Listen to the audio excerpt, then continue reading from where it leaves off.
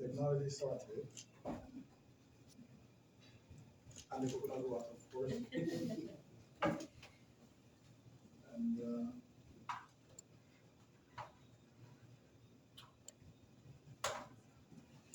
thank you for your patience and for coming out tonight as well. And thank you for the invitation. Thank you very much.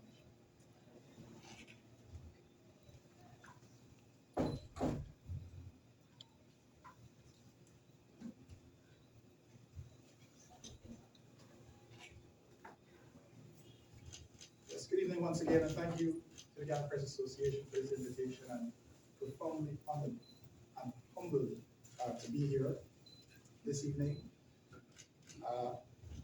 I know that we're starting a bit late, but I will ensure that you get as much as you can from the presentation. I was planning to move around, but I see a cluster of microphones here. So hopefully, if I move a little bit, it wouldn't disrupt your audio. You've just heard that we're here today to, thank you very much. We're here today in observance of World Press Freedom Day 2025. And most importantly, if this works. Right? Let me see it.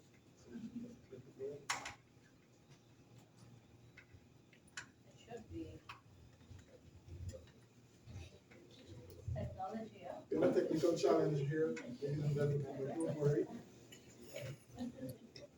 I can go without it, don't worry about it. So we're here for an event that matters immensely to you and the public you serve. I'm happy to be home in Ghana. So we'll agree to twin it. I'll help you observe World Press Freedom Day, and I'll tell you about how happy I am to be in Ghana. How about that? So, reporting the Brave New World has a specific connotation to it. And we'll start by asking ourselves, or at least part of what I'll speak about will be, what exactly is this Brave New World? What exactly is this world that is so impacted by a force that is so exponential, so great, so immense, that it has reason to be the centerpiece of this year's observance? I'm going to try to keep it very simple for you. The first thing I'm going to do, and for the listening and watching audience as well, first thing I'm going to do is to tell you that I'll keep it down to three categories. We look at the Brave New World and its impact on media in Guyana. I have to speak about safe and ethical AI. In fact, I'm morally compelled to. And then we'll conclude with some recommendations. That's the sum of it, but the truth is, I'll break it down for you, and I'll use a number of P's to do so. We'll talk about the press, we'll talk about the people, I'll tell you about the purpose, principles, the pursuit, the promise, possibilities, the power, the pushback, and the path forward. And I promise you we'll get all in good time. So the purpose of World Press Freedom Day 2025 is pretty straightforward. It's intended to ensure that we understand that the day aims to examine the AI's impact on press freedom and to explore that, everything that flows from that, in the context of SDG 16.10, to ensure public access to information, greater protection, and to protect fundamental freedoms. What exactly is SDG 16.10 requires initial examination? You may or may not know, and most of you may already know, that it's part of the 2030 Agenda for Sustainable Development, adopted by the United Nations states in 2015. And it operates as a blueprint for peace and prosperity for the people, the planet, and the future. You should know also that it presents an urgent call to action by all countries. And when we speak about SDGs, we speak about the 17 Sustainable Development Goals. In particular, as it relates to why we're here today, Goal 16. The SDGs require a very strong commitment from every member country to implement. because they fundamentally will shape our future collectively and individually. The one of relevance today is the goal that has to do with peace, justice, and strong institutions, SDG 16. And SDG 16 as a goal is realized in the context or in the framework of today's proceedings. What could that mean for press freedom, the background of AI? And that's one of the reasons why I ask you to think as we go through this entire presentation, at every step, how AI and its relevance today relates to and works in the context of delivery of peace, justice, and strong institutions. I'm not strange to goal 60 because it surrounds a lot of the work that I do in anti-corruption, anti-money laundering, etc. But the promotion of peaceful societies for development goes way beyond anti-corruption and transparency and anti-money laundering. In fact, goal 16.10 specifically addresses public access. Public access to information and the protection of fundamental freedoms that are known particularly well by members of the media. Peace, justice, and strong institutions really matter. And if you ask yourself at the end of this, why is he referring to press freedom in the context of a wonderful image of a dove? It's because the dove, as you have seen short while ago, represents peace, justice, and strong institutions. More importantly, this particular dove for World Press Freedom Day 2025 was a creation of a Jamaican artist, Mark James, who I happened to have some conversations with over the last few days. He's almost Guyanese, but we'll keep it at Jamaican for now. But the fact that someone from the Caribbean could have delivered the theme image for this year's observance of World Press Freedom Day is itself quite an achievement. And so that's the background and context, history, and foundation for World Press Freedom Day 2025. We're even giving you a bit about the logo.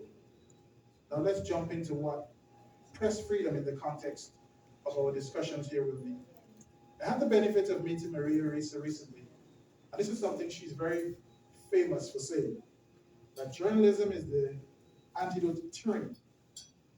She also is famous for saying that our job as journalists, or your job as journalists, is to speak truth to power, no matter what, or what power that power may be. And I am not so famous for saying that speaking truth to power is inherently risky, and that AI can help. So my words are in blue and they're below because they provide the context for what we're going to talk about today. The first thing I'd like to impress upon you in the context of the purpose is that AI can enable the freedom to, as well as the freedom from. Very often we focus a lot on the freedom to. And by freedom to, I mean the freedom to be able to obtain accelerated, democratized access to relevant information. That's a challenge in pretty much every country in the world. There are very few where this is a right, and observed and practiced as a right. The freedom to reach any audience in Guyana and globally as well is another freedom that is often, if not misunderstood, certainly not sufficiently cherished. Then there are the freedoms from, and this is where the rubber really hits the road, and pretty much why we're here today as well. The first freedom I'd like to talk about is the freedom from violence, especially against women journalists. Freedom from condemnatory statements, deepfakes, threats, misinformation, and other forms of technology-facilitated gender-based violence. Every day, this is UNESCO stats, every 4 days, a journalist is killed. There have been over 1,700 killed since 1993, and 688 unresolved cases of killed journalists. UN Women also has a repository on this information on technology-facilitated violence against women and girls, TFVAWG. So that's a little bit more on the acronym. But fundamentally, there's a lot of really good literature on the subject. The one that I'd like to point you to is from 2021 called The Chilling, which speaks, it's a fundamental bit of research, phenomenal bit of research, in fact, about online violence against women and how, at times, it's intended to belittle, humiliate, and shame, induce fear, silence, and discredit women journalists. It's a tremendous bit of work because its relevance transcends any particular year. And I think if you go back in history, as far back as you can, in the context of the way technology has been used, you will see that some of the findings of that study are still would have been reflected then and are still reflected today. In that case, nearly three quarters of those surveyed who identified as women indicated they experienced violence online. 25% of them had received threats, and 1/5 had been attacked or abused online in connection with their work. And so for many people not in this room, press freedom in a brave new world means that when you strap your camera, you also strap perhaps a bulletproof vest and a gas mask. Maybe it is for some of you here.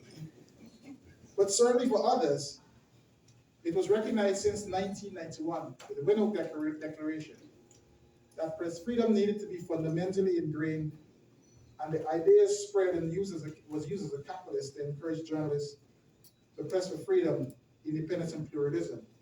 And the Windhoek Declaration started in Africa, Namibia, in fact, has driven a lot of the conversation and underpinning to World Press Freedom Day and what it represents and reflects for journalists and other media personnel.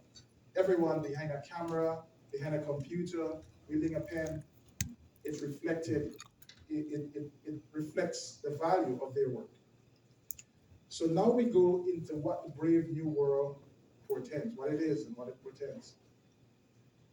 And this Brave New World will take us to the second point I wanted to make about AI in the pursuit.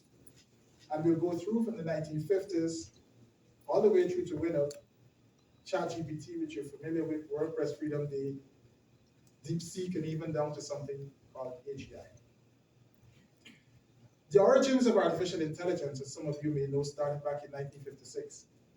That was the first time the word was used, in fact. The Dartmouth Conference that was intended to bring together a bandy group of intellectuals around the subject of how intelligence can be used in a way that will enable machines to simulate human intelligence. And those persons who met at that time, those 10 men, some of whom are pictured here, it was John McCarthy who gave us the name and designated the field artificial intelligence. But the others, all quite intellectual, have contributed to the start of AI and not this terror that we now see and are concerned about in the context of the Brave New World. So if we were to think about it for a minute, the Brave New World as we know it is being threatened by a force that as we know it is artificial intelligence that most of us see as the fire. But at the back end of that fire, as I've just shown you, is everything that has been with us from Windhoek right through in the form of the dove that represents peace, justice, and institutions that are intended to lean against the abuse of media, not only in Guyana, but globally. And so it is within that context that we must consider the very basics of what is artificial intelligence. It's a synergy of technologies. I like to adopt the definition from Maxim Cohen. It's a synergy of technologies that enable a machine to sense, act, and learn in a way that resembles human intelligence. And that's a sophisticated definition as you will get. There are a few types of artificial intelligence. There's the narrow or artificial narrow intelligence, that this is the AI that excels at specific tasks, but cannot learn new skills or develop a deep understanding of the world. There's artificial general intelligence, which you're hearing more and more about now, that has the ability to understand, learn, and apply knowledge across a wide range of tasks and at a level comparable to human intelligence. Think about that. There's so many varying definitions of what artificial general intelligence and the pursuit of artificial intelligence is, that here are a few variances to the definition. OpenAI says it's generally smarter than humans. Elon Musk thinks it's smarter than the smartest human. Think about that. Then Mr. Sabis, who actually was a co-founder of Google DeepMind, says it's intelligence is able to do any cognitive tasks that humans can do.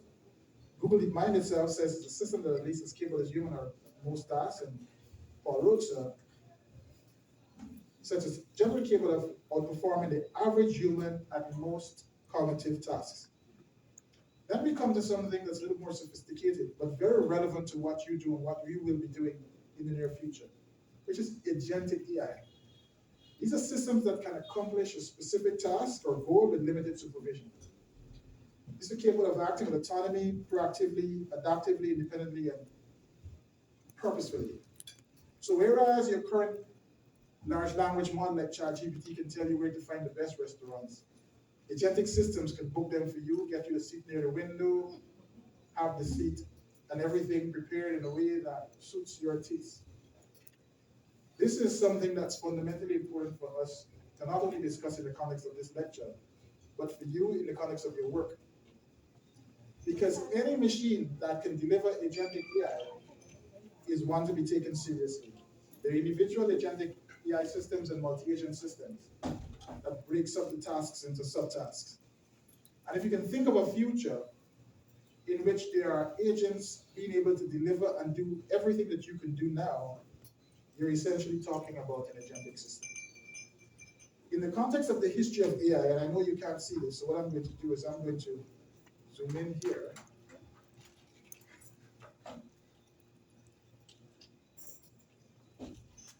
Back in the 1950s, we said it started with Dartmouth.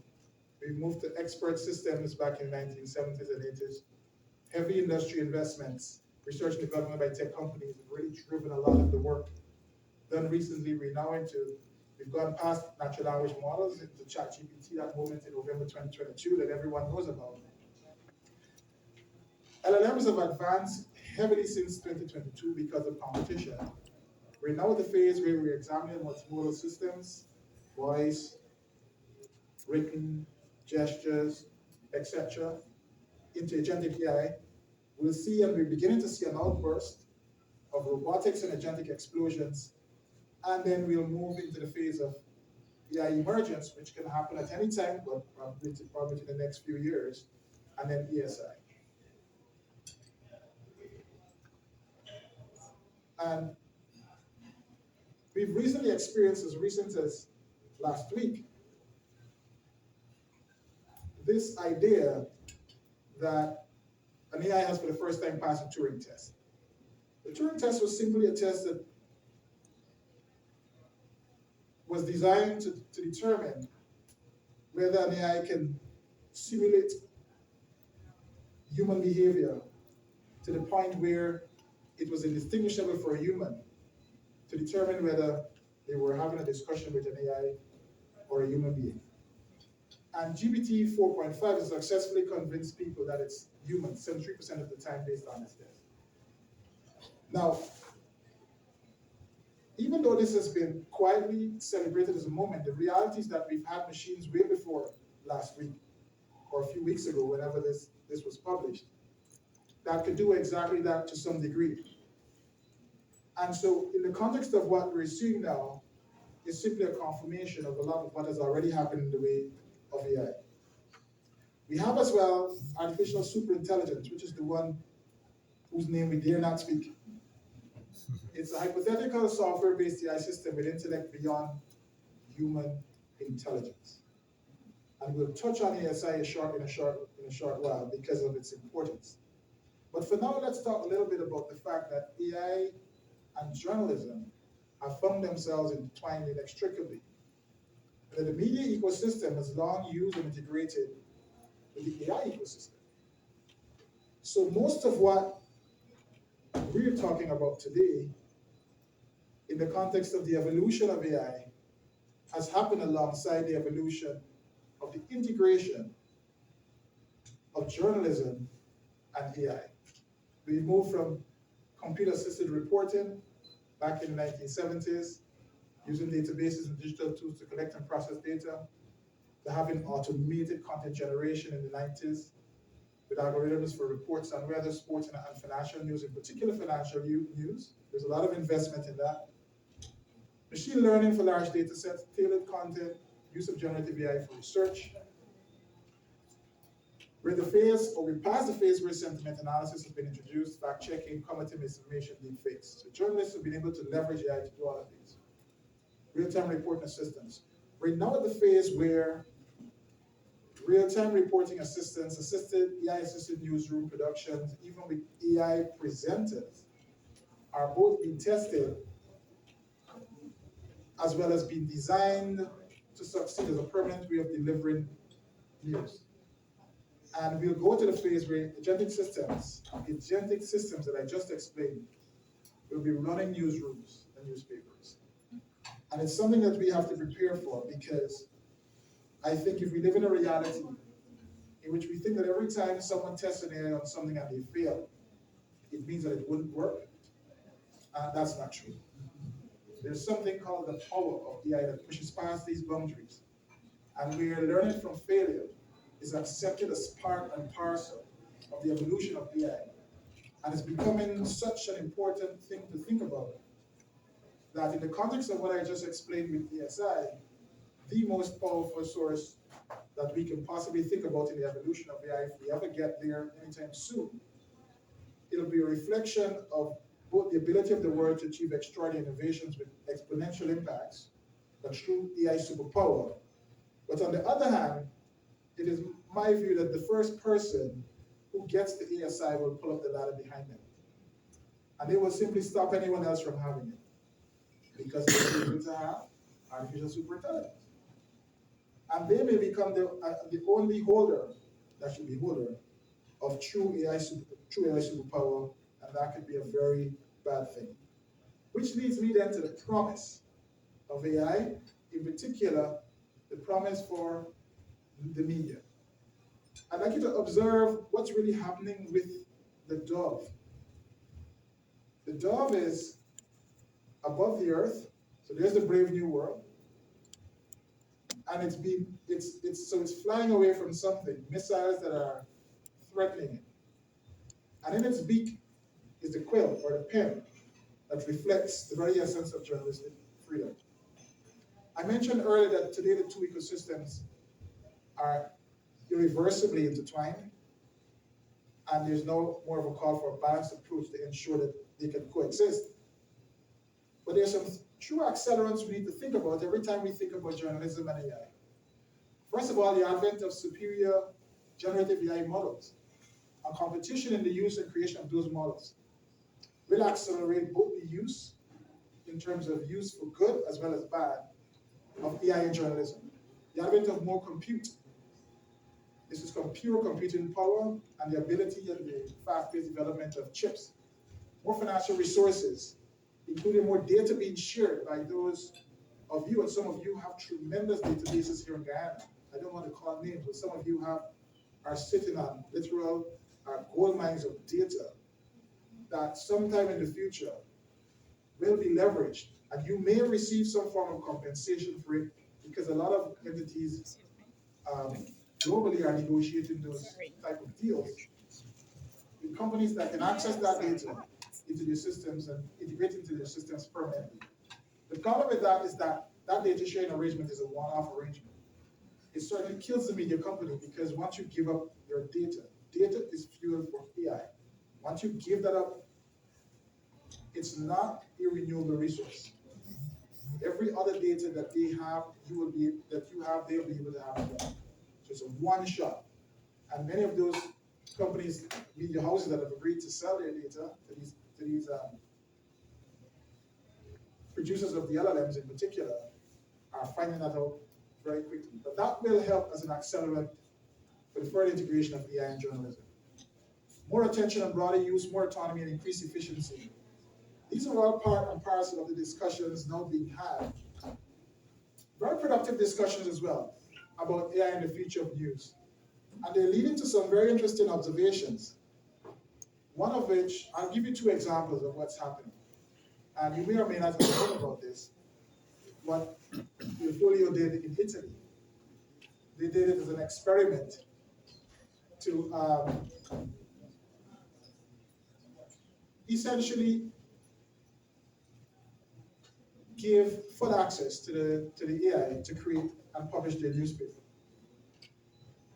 But the problem was that it plagiarized everything that humans had to fix. That was not unlike what happened in Poland, where Off Radio decided that it was going to replace all of its journalists with AI presenters. And of course, they did this believing that it was necessary for them to survive. They actually did it because it was an existential issue for them. The radio station was really in trouble. Their listeners had really gone off, and they decided that this was a good way to kickstart some interest in it. They had the AI interview a few dead celebrities, but if you can read what is on the right, while the novelty of AI use increased the station's listenership to 8,000 persons overnight, the station received so many complaints from the public and journalists that the experiment was ended. The lady in the picture, whose picture there, was one of the persons interviewed, and she had died since 2012. And the AI interviewed her in the permission of her estate. This is the nature of the way AI is being tested right now in the context of media. And you in this room have to realize that this may very well soon become the future. And what I mentioned earlier also applies. Every time a test like this of radio fails, or a situation has happened as well, in similar situations where they fail, they become a testing ground for someone to design a better system.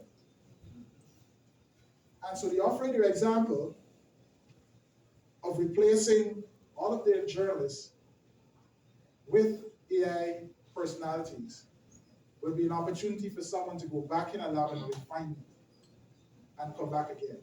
That will then become an exportable model that everyone will use. Imagine if you had the time to go lie on a beach and have an AI completely run your podcast. There are very simple LLM models right now that can be used to create podcasts. And they're having conversations, just as if it's myself and anyone else in this room. And they're having conversations that are very educated about subject matters that are very relevant, and they sound very real. And so the example of off radio is, as I said earlier, just a lesson. Now let's look a bit at the potential of AI. I promised you we'll talk about this as well. So this is the 4P. Potential of AI in the context of Guyana. I'm not trying to be too prescriptive when it comes to Guyana.